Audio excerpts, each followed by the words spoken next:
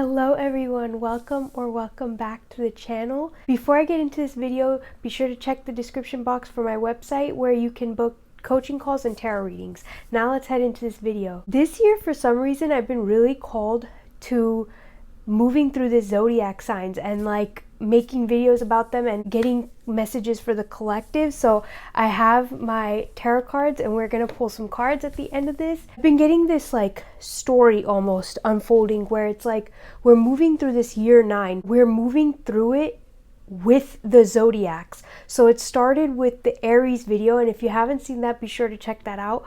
But it started with Aries, and now we're moving into the second phase of this year 9, and that's with Taurus. That's kind of how I'm starting to see it, and that's the vision almost that Spirit is giving me. And so I'm just gonna roll with it as we move through the Zodiac, kind of just taking it each sign individually and doing the work that sign is aligned with will help you fully close it out and embrace this new energy as we move into year 1 next year. In 2026, Aries doesn't start until March. So you still have January, February, and the beginning of March where it's this is still technically year 1, but you're still closing out that year 9. You will still see things start to fade. So as we get to the end of the Zodiac, things will start to fade, start to enter this new year 1. But coming back here to Taurus, this is the second step or the second phase in that process, since we're still in year 9. So now we're entering that second phase of doing that clearing out work, and this is now going to be very physical. Aries kind of started off that kick-started that closing out of this year 9 of really starting that work. And as we move into Taurus, it's about evaluating and being consistent with it and bringing it into your physical reality. With this Taurus season, we're taking a step back to evaluate everything that happened in the Aries season. What happened there? What did we learn? What did we start that wasn't really aligned with us? What did we start that was aligned with us? What did we kind of need to let go of? This is with Taurus, it's the time to really evaluate all those things. While Aries might have been about starting to cut the ties to things that weren't serving you, closing out those chapters by bringing in a new energy and being focused on that new energy and really putting in attention towards that new energy. Taurus is about being consistent with it, bringing that new energy to the physical. So making the physical changes that you need to make, grounding yourself into this new reality where you are closing out those old chapters and you're bringing in this fresh new energy. So grounding yourself in this fresh new energy, embodying it and bringing it into your physical. Taurus is an earth sign, so we're definitely going to feel more grounded and more of that grounding energy, more of that earth energy. And I think right now is really a time to pay attention to our material world as we move into Taurus and move through Taurus, paying attention to our routines and our structures. And I kind of talked about how this was going to be impacted in Aries as well, but I really feel this Taurus season, it's really about making strives to have stability in this area, creating a stable structure, figuring out what really works for you and how you can create consistency and stability with it. So unlike Aries, where it was we have all this fire, we need to get things started, we need to do and take action, and while there is still taking action is still involved with this Taurus season, I get the feeling that's more of it's time to see what worked in the Aries season, what didn't work, and whatever worked, be consistent with it. And what didn't work, either you need to remove that thing that didn't work, or you need to make adjustments and kind of Figure out how you can create that stability and be consistent with it. Consistency is like really big, and it's like the word that keeps coming up is consistency, and being able to consistently move through whatever it is that you want to establish, whatever it is that you're trying to stabilize. Be consistent with it. If it's like your finances, be consistent with your budget or how you're spending your finances. Be consistent with how you're managing your finances, and that even goes for your energy as well, because personally the way I see money is just energy. It's an energetic exchange. So how are you managing your energy? Be consistent with the things that you're doing if they're helping you. Now, if they're not helping you, if they're not serving you, then it's a time to like let it go so you can create space for something that is going to serve you. Right now with Taurus, focus on what you need to do in your physical reality to create space for this new energy, to really allow it to kind of start to sink in. Be consistent with it. Physically remove the things in your life that are from that old cycle and old chapters and stuff that no longer are aligned with you. Anything that you want to clear out, that you want to no longer carry with you into year one, into this next cycle. This, with Taurus, it's the time to start releasing it physically. A few things that will be really helpful to during this time, so you can like really align with this Taurus energy, is asking yourself, where in your life do you feel lack of stability, and exploring that and trying to bring stability in. One thing that I'm feeling called to mention right now is, because we're entering Taurus, and Taurus being the sign of the bull, I'm getting this message of like bullheadedness or stubbornness. Where in your life are you being stubborn to your detriment, and how can you turn that and use that stubbornness to help uplift you and to help you align with the things that you want in your life? So like, stubbornness is not a bad thing, but if you're using it in the wrong way, it can be to your detriment. So like right now, it's kind of important to focus on where in your life are you being stubborn and fixed, because Taurus is a fixed sign. Like, where are you being stubborn and fixed and like unmoving and bullheaded, and is it helping you? For example, like, you could be extremely stubborn and no, I am going to heal, I am going to like put in the effort for my passions, for my career, for my whatever like vision and life purpose. Like, I am going to do that. So you could be stubborn in that sense, or you could be stubborn in like, you want to hold on to the old so badly and want to stubbornly not change. There's always a different way you can take it, but right now, yeah, I felt called to mention that like stubbornness will be coming up, of course. So pay attention to that. Where are you being stubborn in your life, and is it helping you or is it hurting you? And how can you move it to help you? Of course, allowing flow and allowing for fluidity in your life is a good thing, but right now, maybe you do need to be a little bit like fixed, a little like stubborn, but in the right areas. And so in what areas is it okay for you to bring fluidity? Is it okay for you to allow for that flow? And in what areas do you need to be fixed and stubborn and really like put your foot down almost? This is a time to kind of evaluate those things, really bring attention and awareness to those things, so you can begin to like align with this energy and really use it to your benefit. All right, now let's pull some cards and see what message Spirit has for the collective during this Taurus season. What message does Spirit have for the collective? Okay, we have the Two of Cups coming up, and with it being upright, I'm getting this, it's kind of this message of like give and take. So where in your life are you giving too much, and where in your life are you taking too much, and how can you find a balance between the two? Also, because the Two of Cups obviously deals with our emotions, and being that this is a Taurus season, I'm kind of getting the message of like, don't forget your emotions in this.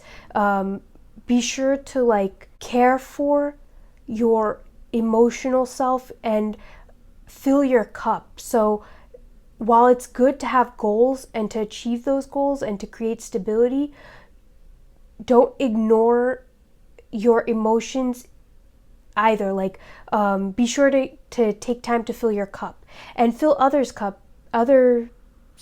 cups as well, like the people that you care for. Yeah, give and take. Give and take is really coming up. So evaluating your give and take, I kind of think, how can you bring more balance to your own cup so that you're able to give to others without depleting yourself and receive from others without having to drain your cup, if that makes sense. Like, and another message that's kind of coming through is like, where in your life are you stubbornly not receiving and not being open to receive? Maybe this is help from others, maybe this is advice from others. I'm getting the sense that this could be like love and care and attention from others. Like, where are we not receiving from others, and where are we maybe too focused on ourselves, so we're not giving to others and giving that care and attention that maybe the other people in our lives need. Yeah, I'm really feeling that, like, the balance between those two things of being open to receive care, love, and attention from the people you care about and those who love you, but also being open to give that care, attention, and love to those around you. Because again, sometimes in Taurus season, we can tend to focus a little too much on our physical life and the things that are happening with us, and in that we can almost kind of become narrow-minded a little bit and forget about the people around us. So yeah, it's kind of important right now to also pay attention to our relationships and the people around us and this give and take. Let's see if there's any other messages. Ooh. We have the Ace of Cups. So it's kind of interesting that we have a lot of like cup cards coming up, but with the Ace of Cups, I'm getting this message of a new idea, a new spark coming, not a new spark, of a new idea coming in, a new fresh way of doing things that are more fulfilling. So like, I feel collectively we're entering this time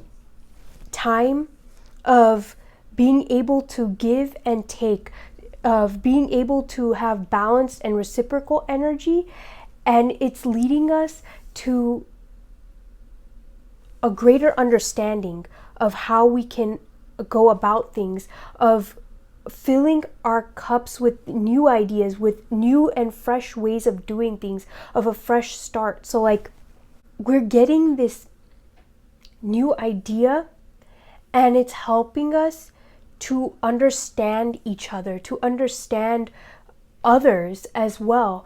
And so it's important to pay attention to this new idea and this new perspective, almost like seeing things and of feeling things, like not taking things so personally and understanding that like we're all kind of working together to advance like ourselves and to advance our societies and our whatever. So we're all kind of like working together. So instead of like focusing on this is how I want to do things or this is how I think things should be done, while that is important, I feel like we're really entering this time where it's like figuring out how to balance what I want and how I see things and what other people want and how other people see things. And with the Ace of Cups, it's like we're figuring out how to merge the two, how to create that harmony. And also it's kind of funny because you have 1 and 2, so I feel like it's like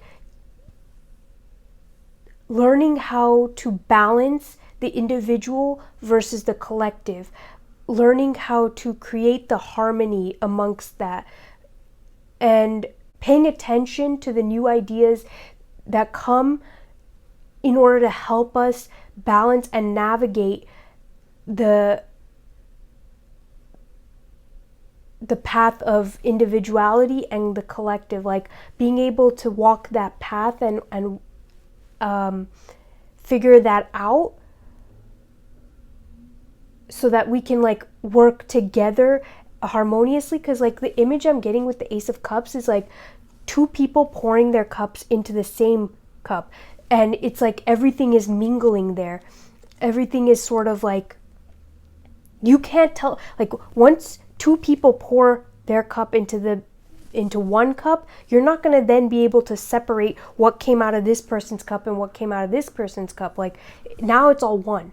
And I think that's the message here, is like, we are one and we live these separate lives. So while we are one, we still have our own individualities, our own separateness. So how can we balance being one but also being an individual and being separate? And I think that's like a really big question coming up collectively, but also like a really important thing for us to look at. So even if it's like with relationships, like how can we navigate these relationships to where there's this balance of give and take, and while we understand that we are one, we still have time for our own individuality, and we can hold space and respect each other's individualities and each other's individual journeys, while still also understanding that, yeah, they do converge and like come together at points.